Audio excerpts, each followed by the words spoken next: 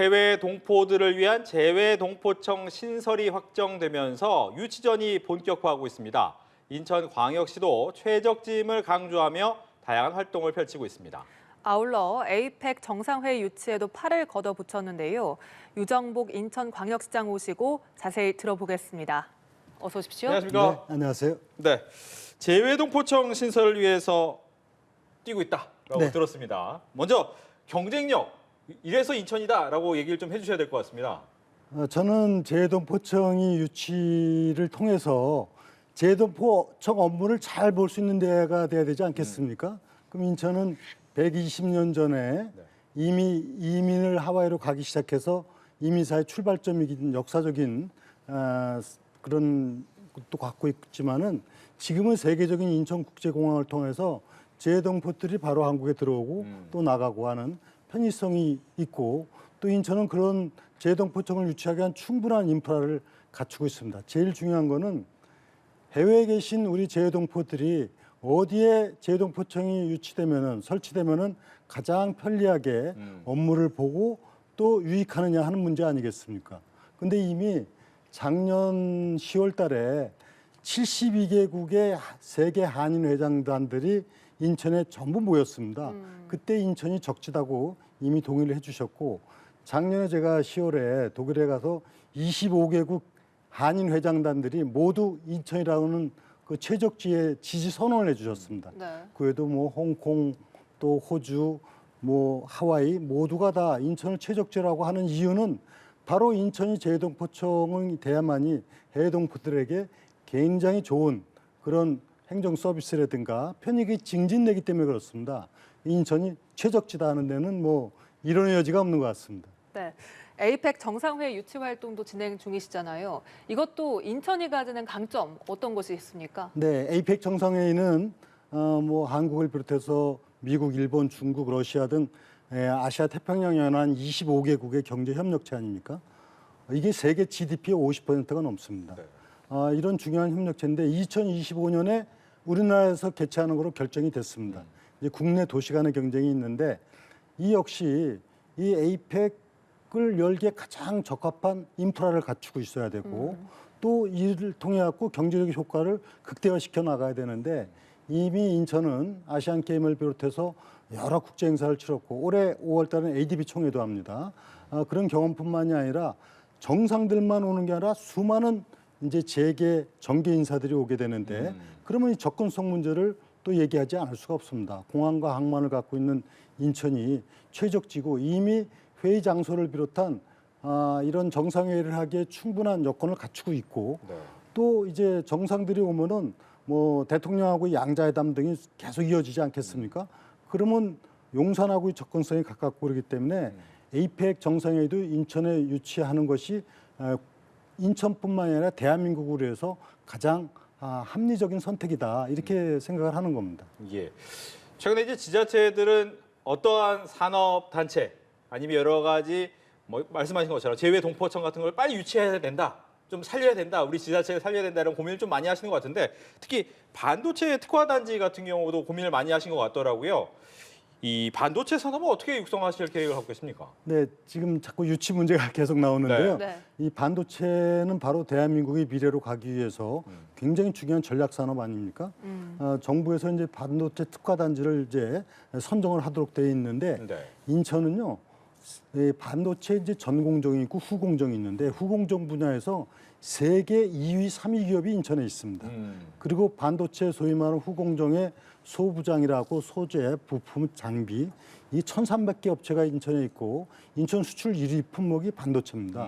그래서 이 반도체 특화 단지가 인천에 유치되면은 바로 공항과 항만과 또 경제자유구역 이런 인프라를 바탕으로 해서 대한민국의 반도체 산업을 세계적인 반도체 국가로다가 성장시킬 수 있는 충분한 여건을 갖고 있다. 그래서 인천에 반도체 특화단지가 유치돼야 된다 하는 논리를 갖고 지금 정부하고 치열하게 이것도 경쟁을 해나가고 있습니다. 네. 인천시 지역 주민 사업도 좀 살펴보겠습니다. 지난달에 지역 주민들에 대해서 영종대교와 인천대교 통행료 무료 방안을 밝히셨어요. 네. 시민들이 상당히 환영을 하고 있다고요. 네, 우리가 이제 그 다리의 경우 유료도로의 경우는 정부에서 예산을 지원해서 하는 도로가 있고 네. 또 민간에서 재원을 투입해서 다니는 도로가 있지 않습니까? 그 정부 지원은 당연히 적은 비용으로 통행료를 내지만은 민간이 투입한 거는 투입 비용을 갖다가 통행료를 통해서 징수해가는 구조기 때문에 비쌀 수밖에 없습니다. 그렇죠. 그러나 주민들 입장에서는 이런 부분에 대해서 잘 이해하기 어렵고 또 부당하다고 생각하는 부분이 있기 때문에 이 재정 사업으로 한 도로하고 똑같게 맞추겠다. 네. 사실 전 정부에서 약속한 겁니다, 국민. 근데 이행을 못했는데 네. 윤석열 정부가 이것은 약속을 이행하겠다 해가지고 이번에 영종대교하고 인천대교는 정부에서는 10월 1일부터 영종대교에 대해서는 일반 재정도로하고 같은 수준으로 낮추고 인천대교는 25년부터 낮추는 거로 결정을 하고 네. 인천시에서는 대신에 영종 주민에 한해서는 영종, 용류 또 북도면의 주민들에서는 무료로 하는 걸로 결정을 했습니다. 이것이 아마 지자체하고 중앙정부가 협의해서 이룩한 대표적인 성공 사례가 될 것이고 영종의 경우는 두 다리가 아니라는 통행 수단이 없는 거거든요. 그러면 이분들에 대해서는 당연히 이런 배려를 해야 되는 것이 정책적으로 맞다 하는 생각해서 이번에 인천에서는 무료 도로화를 결정을 했습니다. 네. 요즘에 뭐 코로나 이후에 경제 어렵다는 얘기 많이 하잖아요. 특히 이제 민생에 대한 정책도 굉장히 많이 필요한 것 같은데 보니까 인천에서 민생안정특별위원회를 구성한다라고 들었습니다. 어떤 겁니까? 지금 이제 시민들께서 국민들께서 어려워하는 부분은 바로 생활의 문제거든요. 조금 더 불편함이 해소되고 또 특히 어렵고 힘든 분들에게는 그 부분에 대해서 조금 뭔가 지원책이 강구가 돼야 되고 또 하나는 사회적 불안 요소들이 많이 있지 않습니까? 네. 이런 부분이 좀 안전한 사회가 돼야 되고 그래서 저는 이런 경제 문제, 그다음에 안전 문제, 복지 문제에 대해서 특단의 조치를 하는 우리 인천시 정책을 추진하겠다 해갖고 시장이 직접 위원장을 맡아서 이 분야에 대해서 촘촘히 챙기는 그런 차원에서 민생안정 특위를 이제 구성을 하고 직접적으로 시장이 챙기면서 각계 분야의 전문가들하고 현장에 계신 분들의 얘기를 듣고 시정에 반영해 나가는 그런 정책을 추진해 나가고자 하는 겁니다. 네. 예. 오늘 국민의힘 전당대회에서 김기현 당대표가 선출이 됐습니다. 예상하셨습니까? 네, 뭐 어느 정도는 예상했습니다. 네. 어느 정도 그 민심도 듣고 있고 그런 차원인데 제가 보건대는 뭐 선거를 가급적이면 압축적으로 해야 되는데 한 번에 한 것이 잘 된 게 아닌가 하는 생각이 들고 또 하나는 김기현 대표가 잘 하리라고 생각합니다. 김기현 대표가 저하고는 이제 17대, 18대, 19대 같이 국회의원도 하고 네.